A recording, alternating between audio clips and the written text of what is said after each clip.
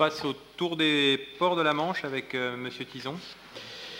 Oui, monsieur le maire. Manifestation des Tours des ports de la Manche. Effectivement, la ville participe à l'organisation des ports de la Manche par la gratuité des places du port. Et la direction des sports reverse au budget annexe du port de Plaisance la somme de 2 180,32 €. Qui vote contre? Qui s'abstient? Délibération adoptée à l'unanimité. Sport-vacances.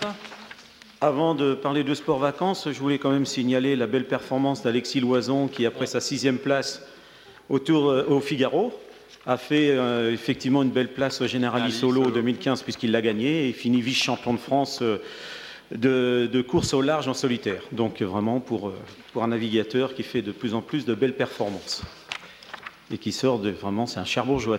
Tout à fait. On organisera donc en mairie un accueil pour féliciter notre comment dirais-je, vainqueur local, donc Alexis Loison, qui perce dans la classe Figaro au niveau national. Donc oui, subventions aux associations, bien sûr, qui encadrent au niveau du sport-vacances de juillet à août. Donc vous avez toutes les associations qui sont subventionnées, qui ont encadré des enfants de 8 à 18 ans. Qui vote contre? Qui s'abstient? Délibération adoptée à l'unanimité. Le championnat de Normandie de skate.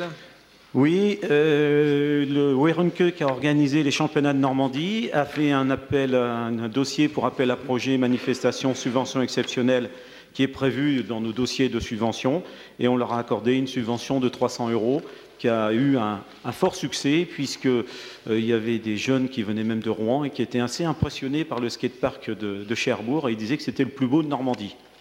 Donc voilà. Voilà. Bon, mais belle information. Qui vote contre? Qui s'abstient? Adopté à l'unanimité. On passe au judo. Même principe, appel à subvention, appel à projet pour organisation. Donc l'ASC Judo qui a organisé son tournoi annuel et on accorde une subvention de 1 000 €. Qui vote contre? Qui s'abstient? Délibération adoptée à l'unanimité. Le tennis de table. Tout à fait. L'USC Tennis de Table a organisé un gala de 4 joueurs professionnels qui jouent en première division, la Pro A, le plus haut niveau, qui venait de Caen et de Rouen.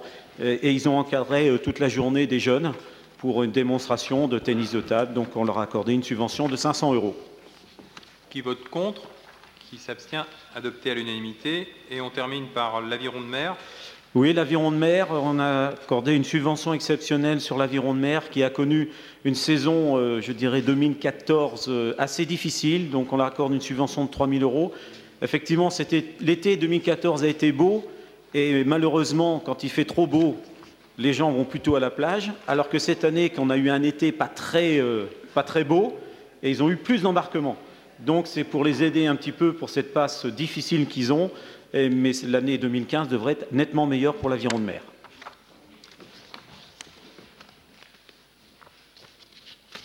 Voilà. Merci.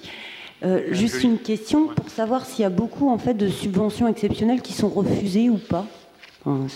C'est-à-dire à quel niveau? Dans le cadre des associations sportives, sur les demandes que vous recevez, en pourcentage, je ne sais pas, moi, il y a... Non, on n'accorde pas de pourcentage. Donc, c'est-à-dire qu'on donne des subventions exceptionnelles pour des organisations, quand c'est des organisations qui sont ciblées par les ligues ou les comités ou les fédérations.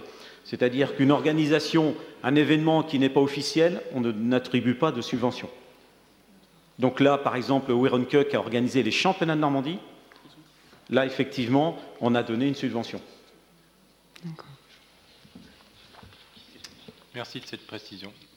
Qui vote contre? Qui s'abstient? Donc délibération adoptée à l'unanimité.